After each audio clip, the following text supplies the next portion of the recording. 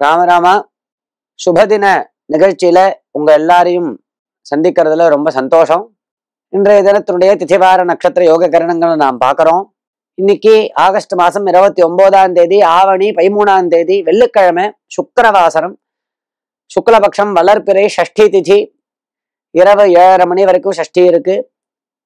நட்சத்திரம் சுவாதி நட்சத்திரம், பகல் 11:54 வரைக்கும் சுவாதி நட்சத்திரம்.